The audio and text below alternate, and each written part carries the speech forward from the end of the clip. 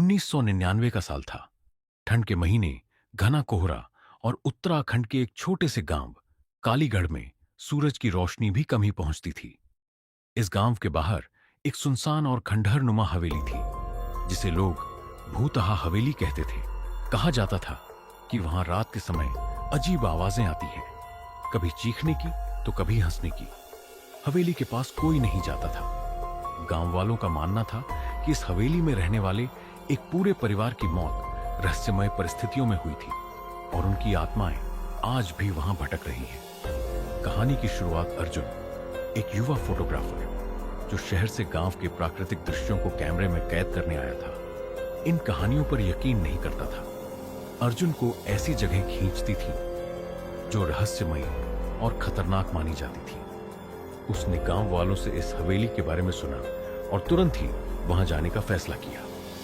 गांव के बुजुर्गों ने अर्जुन को चेतावनी दी, बेटा उस हवेली के पास मत जाना, वहां जो गया वो वापस नहीं लौटा।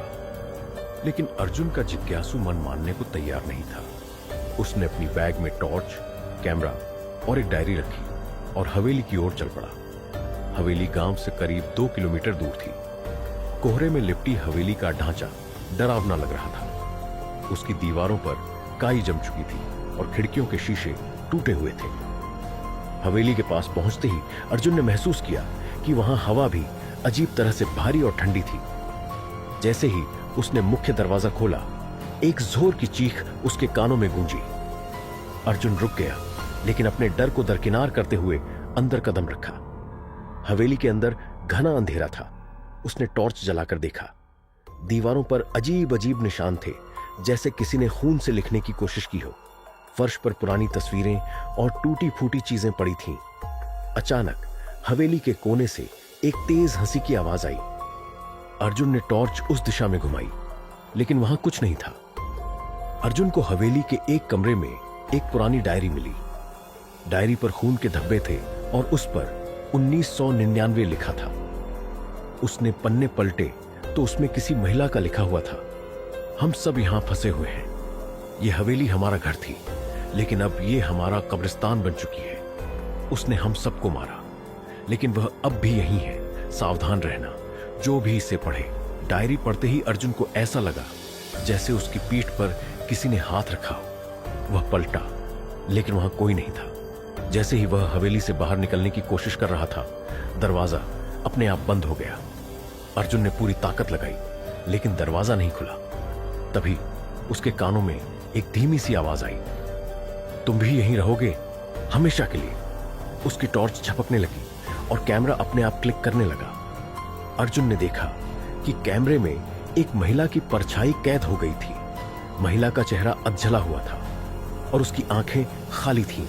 अर्जुन ने किसी तरह खुद को संभाला और ऊपर की मंजिल पर चला गया, जहां उसे लगा कि शायद कोई खिड़की खुली होगी। ऊपर पहुंचते ही उसने देखा कि एक कमरा पूरी तरह रोशनी से भरा था, लेकिन वहां कोई बल्ब या लैंप नहीं था। कमरे के बीचों बीच एक कुर्सी पर एक महिला बैठी थी।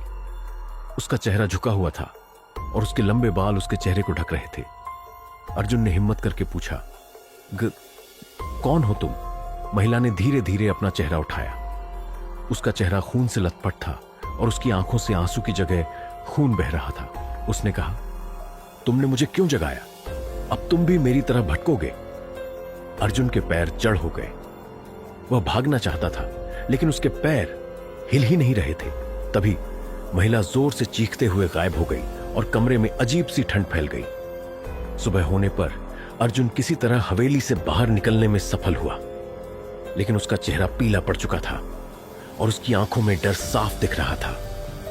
गांव वालों ने उसे देखा, लेकिन अर्जुन किसी से कुछ नहीं बोल पाया। अगली रात अर्जुन अपने कमरे में था। तभी उसे अपने कैमरे से क्लिक करने की आवाज आई।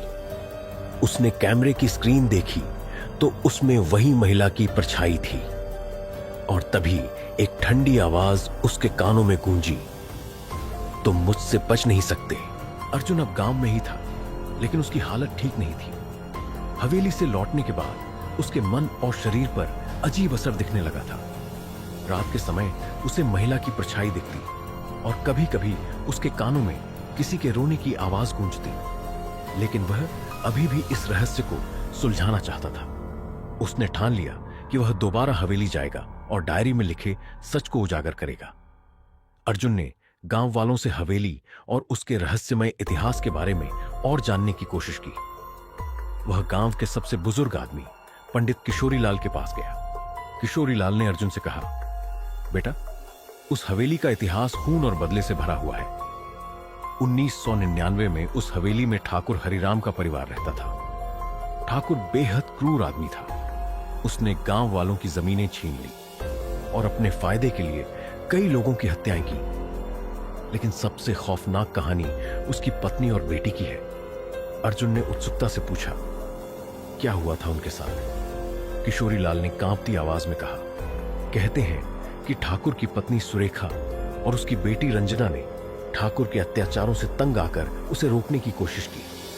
ठाकुर ने गुस्से में अपनी ही पत्नी और बेटी को हवेली के तहखाने में बंद कर दिया और उन्हें जिंदा जला दिया। उनकी चीखें आज भी हवेली में गूंजती हैं।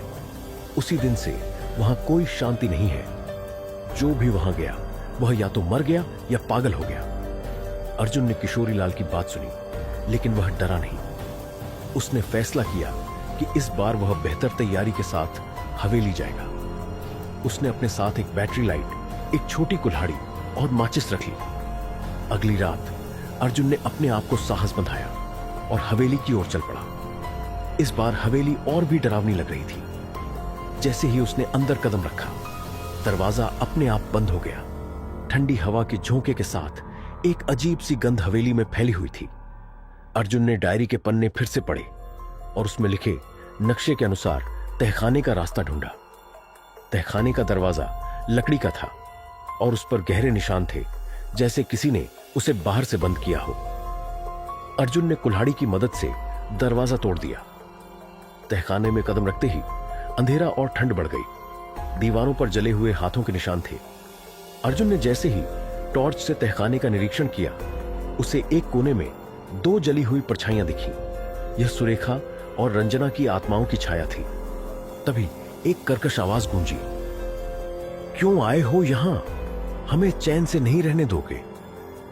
अर्जुन ने जवाब दिया, मैं सच जानने आया हूं, तुम्हारी मदद करना चाहता हूं। आवाज ने ठहाका लगाया और कहा, मदद? अब कोई मदद नहीं। जो यहां आया उसने केवल हमारे दर्द को बढ़ाया। अब तुम भी यहां फंस चुके हो। अर्जुन को तहखाने के बीचों बीच एक लोहे का संदूक मिला। उसने संदूक को खोला तो उसमें ठाकुर हरिराम की एक पुरानी तस्वीर और एक पत्र था। पत्र में लिखा था, मैं जानता हूं कि मैंने पाप किया है। मैंने सुरेखा और रंजना को मार डाला, लेकिन मैं उनसे बच नहीं सका। उनकी आत्माएं मेरा पीछा कर रही हैं। मैंने खुद को इस तहखाने में कैद कर लिया है ताकि मेरी आत्मा बाहर न जा सके। जो भी यह पत्र पढ़े वह यहां से तुरंत चला जाए, वरना वह भी इस हवेली के अभिशाप का हिस्सा बन जाएगा। अर्जुन ने पत्र पढ़ते ही महसूस किया कि पीछे कोई खड़ा है। उसने पलटकर देखा तो वहां सुरेखा और रंजना की आत्माएं थीं। उनकी आंखों में दर्द और गुस्सा था।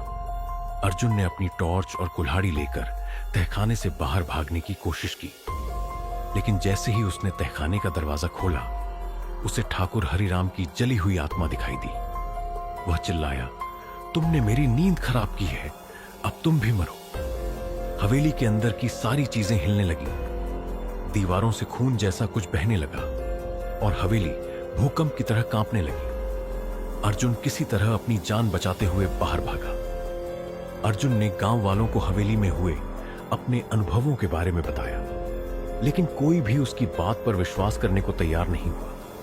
उल्टा उन्होंने उसे गांव से बाहर जाने को कहा।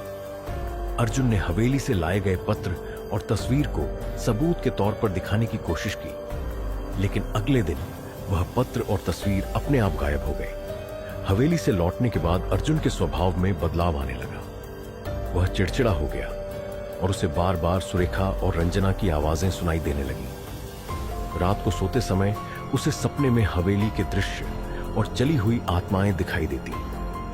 अर्जुन ने फैसला किया कि अब वह इस कहानी को और गहराई से समझेगा, लेकिन यह सफर उसे कहां ले जाएगा, इसका उसे अंदाजा नहीं था। अर्जुन अब तक समझ चुका था कि भूतहा हवेली सिर्फ एक खंडहर नहीं थी, बल्कि उस पर एक अभिशाप का साया था। सुरेखा और रंजना की आत्माएं इंसाफ की मांग कर रही थीं, जबकि ठाकुर हरिराम की दुष्ट आत्मा इस सच्चाई को दबाने की कोशिश कर रही थी। अर्जुन ने तय किया कि वह इस अभिशाप को खत्म करके इस कहानी का अंत करेगा। अर्जुन ने गांव के पंडित किशोरीलाल और 2 अन्य गांव वालों मोहन और सुरेश को अपने साथ चलने के लिए मना लिया। किशोरीलाल ने कहा, हवेली का अंत करने के लिए हमें यज्ञ करना होगा। ठाकुर की आत्मा को हमेशा के लिए कैद करना होगा, लेकिन यह काम आसान नहीं होगा। हमें अपनी जान जोखिम में डालनी होगी। अर्जुन ने सहमति जताई।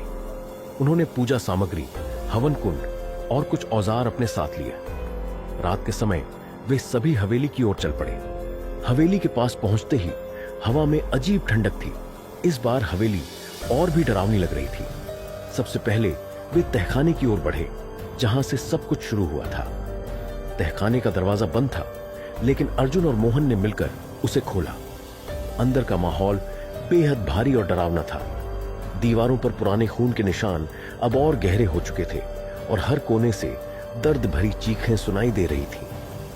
किशोरीलाल ने तहखाने के बीचों बीच हवन कुंड स्थापित किया और मंत्रों का जाप शुरू किया। जैसे ही उन्होंने पहला मंत्र पढ़ा, हवेली हिलने लगी, दीवारों पर दरारें पड़ने लगी और हवा में ठाकुर हरिराम की गूंजती हुई आवाज सुनाई दी, तुम मुझे खत्म नहीं कर सकते। यह हवेली मेरी है और मैं हमेशा यहां रहूंगा। जैसे जैसे यज्ञ आगे बढ़ा, हवेली में अजीब घटनाएं होने लगी। सुरेखा और रंजना की आत्माएं सामने आईं। उनका चेहरा दर्द और क्रोध से भरा था। उन्होंने अर्जुन की ओर देखा और कहा, तुमने हमारी मदद करने की कोशिश की है, लेकिन यह आसान नहीं होगा। ठाकुर की आत्मा बहुत शक्तिशाली है, वह तुम्हें रोकने की पूरी कोशिश करेगा। अर्जुन ने हिम्मत बांधते हुए कहा, मैं किसी भी कीमत पर तुम्हें न्याय दिलाऊंगा। तभी तहखाने में अंधेरा छा गया। एक जली हुई परछाई हवा में तैरती हुई उनके सामने आई। यह ठाकुर हरिराम की आत्मा थी। उसकी आंखों से आग की लपटें निकल रही थीं और उसकी हंसी से पूरा तहखाना गूंजने लगा। उसने यज्ञ को रोकने के लिए हमला किया। ठाकुर की आत्मा ने मोहन को हवा में उठाकर दीवार पर पटक दिया। सुरेश डर के मारे बाहर भागने की कोशिश करने लगा, लेकिन दरवाजा अपने आप बंद हो गया। अर्जुन और किशोरीलाल ने मिलकर मंत्र पढ़ना जारी रखा। ठाकुर की आत्मा ने अर्जुन की ओर बढ़ते हुए कहा, तुम समझते हो कि मुझे खत्म कर दोगे? मैं इस हवेली का राजा हूं, तुम भी मेरे जैसे जलकर मरोगे। अर्जुन ने हिम्मत नहीं हारी। उसने एक जलती हुई मशाल उठाई और ठाकुर की आत्मा की ओर फेंक दी। आत्मा जोर से चीखते हुए गायब हो गई, लेकिन यह सिर्फ कुछ समय के लिए था। यज्ञ अपने अंतिम चरण में था। हवेली कांप रही थी और ऐसा लग रहा था कि पूरी इमारत गिर जाएगी। सुरेखा और रंजना की आत्माएं भी कमजोर पड़ने लगी। उन्होंने अर्जुन से कहा, हमारा अंत तभी होगा जब ठाकुर की आत्मा को इस हवेली से हमेशा के लिए मुक्त कर दिया जाएगा। उसे जला डालो और उसकी राख को पवित्र नदी में बहा दो। अर्जुन ने हिम्मत जुटाई और तहखाने में रखे उस लोहे के संदूक को ढूंढ निकाला जिसमें ठाकुर की अस्थियां थीं। लेकिन जैसे ही उसने संदूक को उठाने की कोशिश की, ठाकुर की आत्मा फिर से प्रकट हुई। उसने अर्जुन का गला पकड़ लिया। अर्जुन सांस नहीं ले पा रहा था। तभी किशोरीलाल ने एक अंतिम मंत्र पढ़ा और आग की एक बड़ी लपट ठाकुर की आत्मा पर गिरी। आत्मा दर्द से चिल्लाई और कमजोर पड़ने लगी। अर्जुन ने अपनी पूरी ताकत लगाकर संदूक को आग में फेंक दिया। जैसे ही संदूक जलने लगा, सुरेखा और रंजना की आत्माएं मुस्कुराईं। उनकी आत्माएं अब शांति में थीं। उन्होंने अर्जुन का धन्यवाद किया और हवेली के माहौल में एक अजीब सी शांति फैल गई। ठाकुर की आत्मा की चीखें धीरे धीरे खत्म हो गईं और उसके साथ ही हवेली में मौजूद अजीब घटनाएं भी बंद हो गईं। तहखाना भी गिरने लगा। अर्जुन और बाकी बचे लोग किसी तरह वहां से बाहर निकले। अर्जुन ने ठाकुर की राख को पास की पवित्र नदी में बहा दिया। महसूस किया कि अब हवेली का अभिशाप खत्म हो चुका है। गांव वाले भी हवेली के पास से गुजरने में अब डर नहीं रहे थे। अर्जुन ने गांव में कुछ दिन बिताए और फिर अपने शहर लौट आया। लेकिन वह इस अनुभव को कभी नहीं भुला पाया। उसने इस पूरी घटना पर एक किताब लिखी जो बाद में बहुत मशहूर हुई। लेकिन कहते हैं उस हवेली में रात के समय कभी कभी सुरेखा और रंजना की हंसी की हल्की आवाजें आज भी सुनाई देती हैं। शायद वे यह सुनिश्चित करने के लिए वापस आती हैं कि कोई और ठाकुर हरिराम जैसा राक्षस फिर कभी जन्म न ले।